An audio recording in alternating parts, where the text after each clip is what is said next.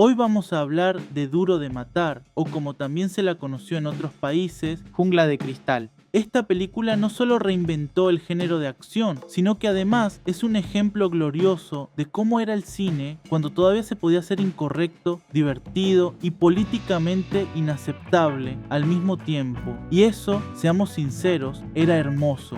Bruce Willis interpreta a John McClane, un policía de Nueva York que viaja a Los Ángeles para ver a su esposa. Pero claro, no todo puede salir bien. El edificio Nakatomi es tomado por terroristas y McClane queda solo contra el mundo, descalzo, sin refuerzos y con la única arma realmente poderosa que tenía un protagonista noventero, una actitud que hoy sería cancelada en 5 minutos. McClane no es un héroe perfecto, es un tipo común, medio amargado, sarcástico, que dice lo que piensa sin filtro, trata mal a su esposa, discute con todo el mundo y resuelve problemas a base de tiros y sarcasmo. Pero ahí está la clave, no busca ser un ejemplo moral, no se sienta a reflexionar sobre sus emociones, ni le pide perdón al universo por existir, y por eso lo amamos.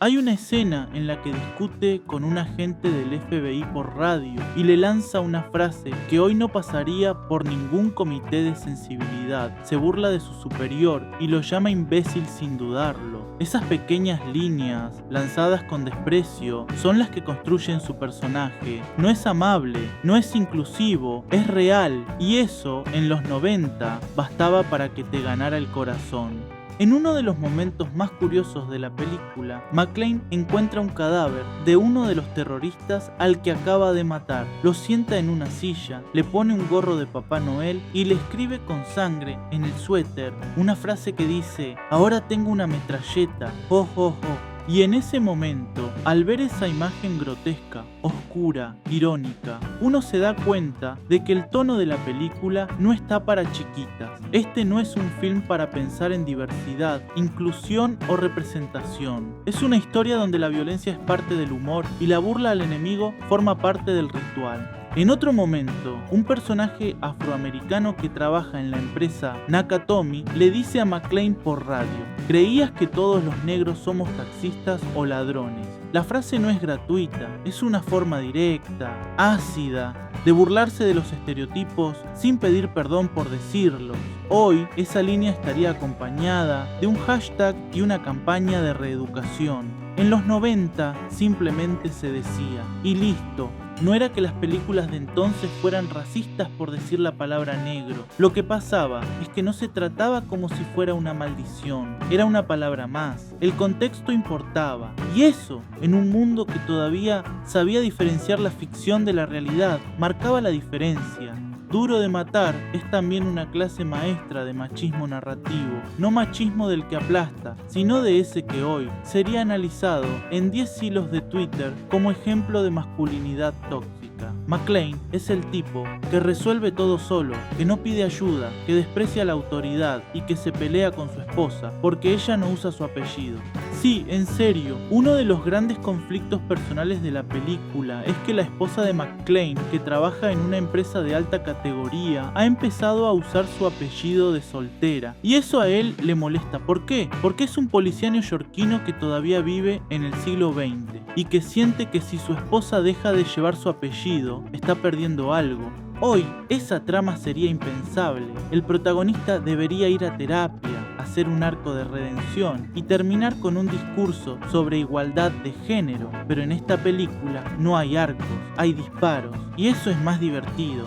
En lugar de pedir disculpas por ser quien es, McClane se tira por los ductos de ventilación, mata a los malos y al final se reconcilia con su esposa sin haber cambiado un ápice, porque no tenía que cambiar. Él era el héroe, no el proyecto de mejora personal. Hans Gruber, interpretado por Alan Rickman, es uno de los villanos más elegantes, cultos y europeos que ha tenido el cine de acción. Y sí, recalquemos europeo, porque en los 90, si querías un malo de verdad, tenía que tener acento extranjero, nada de tipos grises ni villanos ambiguos. El malo tenía que venir de afuera, ser sofisticado y mirar a los estadounidenses con desprecio. Gruber habla de arte, de historia, de estrategias de negociación, pero lo que más hace es burlarse de los valores norteamericanos. Y por eso hay que matarlo. No con un debate, sino tirándolo de un edificio mientras grita como caricatura.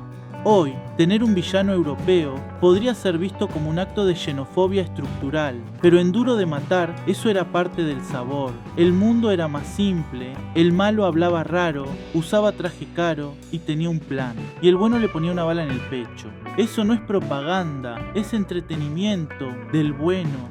En Duro de Matar, el villano no es simplemente un criminal cualquiera, es alemán, y no cualquier alemán, uno con modales impecables, acento educado y una mirada que dice: tengo un doctorado en explosivos y desprecio tu cultura pop.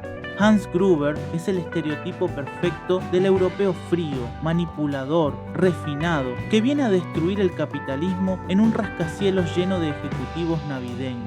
Y su séquito, todos con nombres germánicos, son rubios y la mayoría no habla una sola palabra en inglés. Sutileza, ninguna. Representación positiva, cero. Diversidad étnica, solo si contamos a Karl, que parece salido de un catálogo de ropa de invierno bávara. Hoy, hacer de los alemanes los enemigos por defecto sería considerado un acto de simplismo xenófobo. Pero en ese entonces, bastaba con un son europeos, tienen armas y no sonríen para que el espectador supiera que eran los malos. Ni siquiera necesitaban un plan malvado complejo, solo tener acento. Y lo más gracioso, nadie se quejaba, porque el cine sabía algo que hoy parece olvidado. Los estereotipos en la ficción no son tesis universitarias. Si hay una frase que define Duro de Matar, es esta: Yippee-ki-yay, hijo de puta. Una línea improvisada por Bruce Willis que se convirtió en leyenda. Y no es solo una frase, es un emblema, una manera de decirle al espectador que este tipo no va a negociar, no va a llorar y definitivamente no va a hablar como un instructor de yoga en redes sociales. Hoy en día, incluso esa línea icónica fue mutilada para audiencias sensibles. En las versiones censuradas se escucha algo como Yippee-ki-yay, amigo, una traición al alma del personaje. Ese insulto directo, descarado, en mitad de una explosión, era la cereza del pastel, no era vulgar por ser vulgar, era una declaración de principios. McClane era el tipo que no seguía reglas, ni en el trabajo ni en el lenguaje. Y eso era parte de su encanto.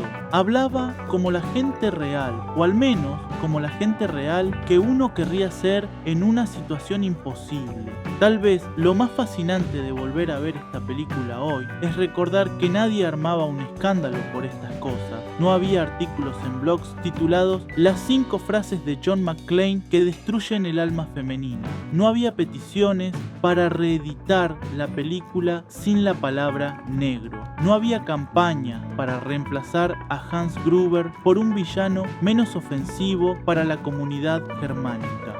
La gente entendía que era ficción, que los personajes eran eso, personajes, no modelos éticos ni guías espirituales, solo tipos sudando bajo luces de neón, con balas silbando y frases punzantes que te hacían reír, gritar y aplaudir. Y eso era cine, no una clase de moral. Cierre, el cine que no pedía disculpas. Duro de Matar no solo es una gran película de acción, es un monumento a una era donde el cine era imperfecto, sí, pero también valiente, directo, sin miedo a incomodar. Hoy vivimos en un mundo donde cada línea de diálogo pasa por 10 filtros, 2 abogados y una asesoría de sensibilidad cultural. Pero en los 90 solo pasaba por el tipo de producción que decía: ¿quién más quiere ver a Bruce Willis matar europeos a puño limpio mientras suelta frases con insultos? Y funcionaba, vaya si funcionaba. Así que si algo te queda de este video, que sea esto. No todo lo incómodo es malo. A veces lo que incomoda es lo que te despierta. Y Duro de Matar es cine que despierta, que dispara, que ofende, que ríe mientras lo hace. Porque hubo una época en que el cine no pedía permiso y esa época nos regaló joyas como esta. Gracias por ver El Armadillo Ull. Dale like, suscríbete y cuéntanos cuál es tu escena políticamente incorrecta favorita del cine noventero. Nos vemos en el próximo video, donde seguimos desempolvando películas que hoy serían canceladas antes de estrenarse.